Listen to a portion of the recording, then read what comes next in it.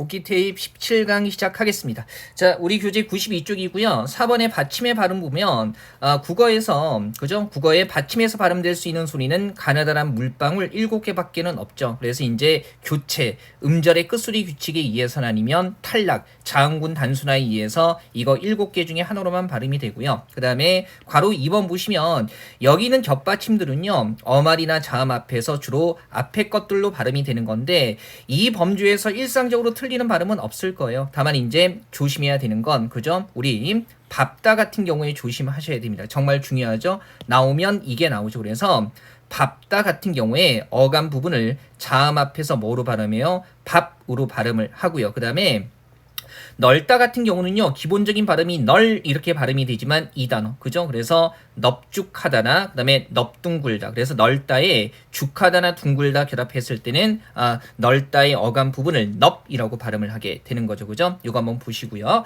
자, 그 다음에 3번 범주 한번 보죠. 여기 나와 있는 겹받침들은요, 뒤에 것들 발음되는 거 모아둔 거고요. 다만 이제 읍다 같은 경우에 가볍게 보시면, 그죠?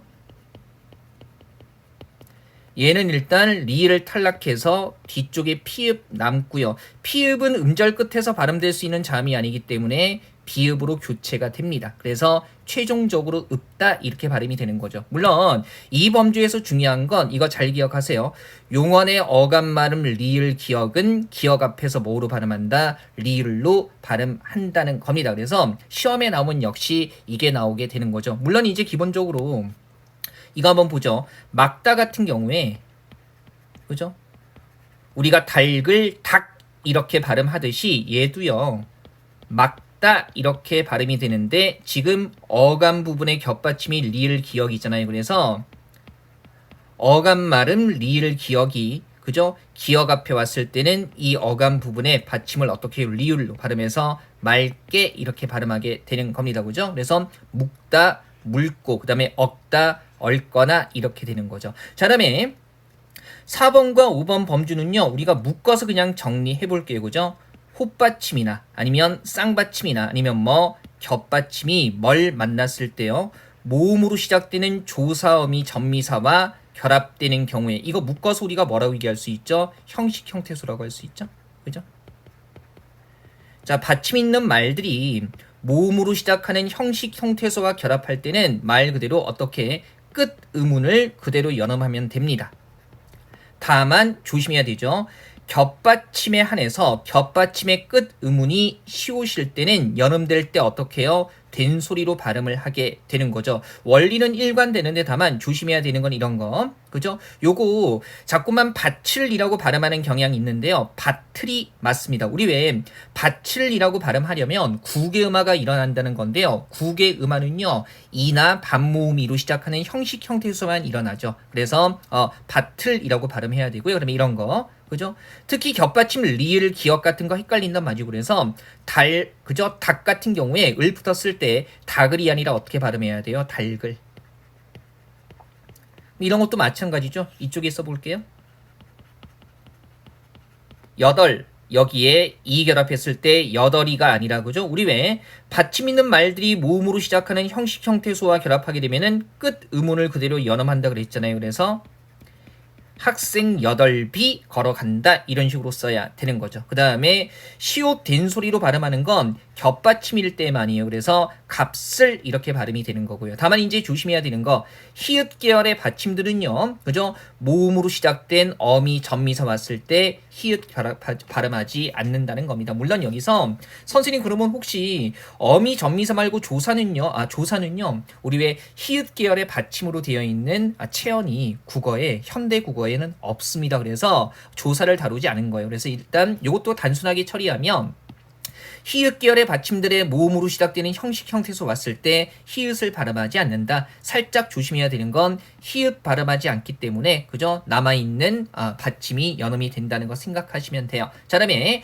6번 범주 한번 볼게요. 자, 요것도요. 일단 받침 있는 말들의 어떻게 해요? 아, 어, 오, 우, 위로 시작되는 실질 형태소가 왔을 때는 1번 대표음으로 바꾼 다음에 뒤음절 첫 소리를 옮겨서 연음한다는 거죠. 연음하게 된다는 거고요.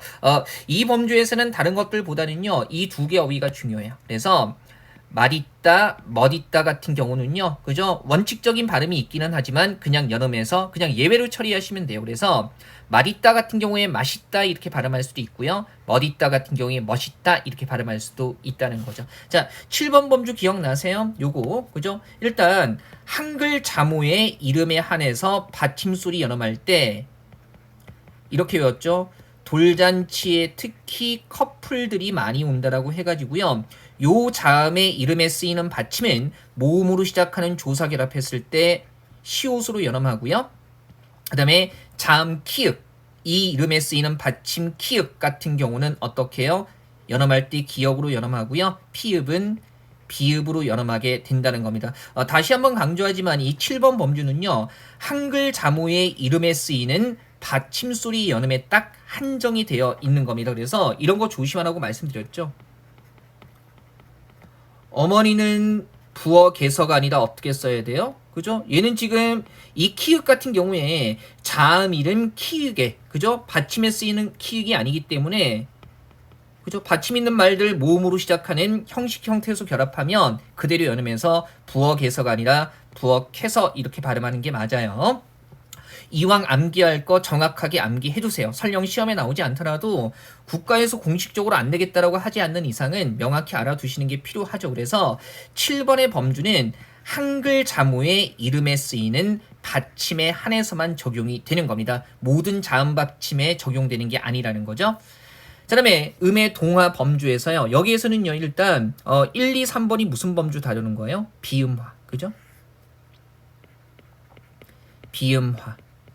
그 다음에 4번 범주가 뭐 다루는 겁니까? 융화 다루는 건데 이 부분으로 보죠. 그죠? 이 부분 보면 비음화 같은 경우에 어떻게 외우라고 했어요? 일단 비음 아닌 게 비음과 만나면 인접한 비음과 닮아가면서 그죠? 조음 위치가 같은 자리에 비음으로 좋은 방법이 바뀌는 건데 복잡하게 외우지 마시고요. 어차피 비음 아닌 게 비음 만났을 때 비음으로 바뀌는 거고 그래서 비음화 나타나는 패턴 보면 그죠?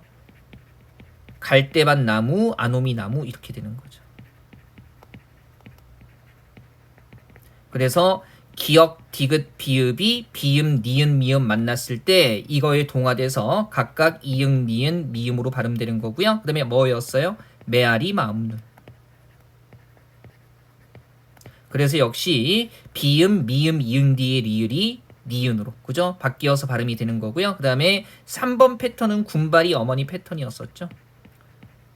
군발이 어머니 해가지고요. 이것도 이렇게 끊어서 기역, 비읍, 받침 뒤에 리을을 왔을 때 리을이 일단 니은으로 비음화되고 이것 때문에 기역과 비읍이 각각 이응, 미음이라는 비음으로 발음이 되는 건데 두 단계를 거치긴 하는데요.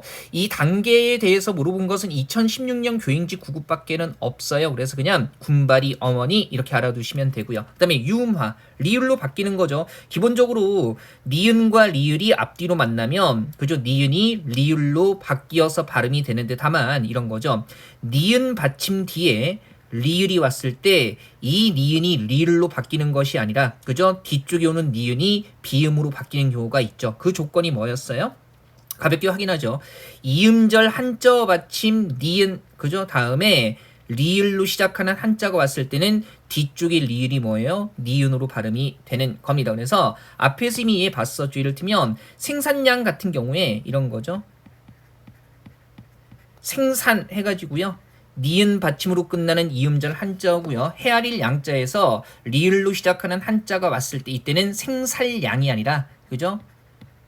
리을이 니은으로 비음화돼서 생산량 이렇게 발음되는 게 맞습니다. 그죠? 자, 이것도 예전에는 가끔 물어보기는 했던 건데 지금은 뭐 모르겠습니다. 어쨌든 그래도 제가 다시 한번 말씀드리지만 이런 부분들이요. 공식적으로 국가에서 인역처에서 범주하기 전까지는요. 그래도 과도하지 않은 선에서 알아두시는 게 필요하죠. 그래서 조건 잘 해두시고요. 기억해 두시고요. 자, 복습하는 기 때 복귀 테이프 17강은요. 여기에서 마무리하도록 하겠습니다.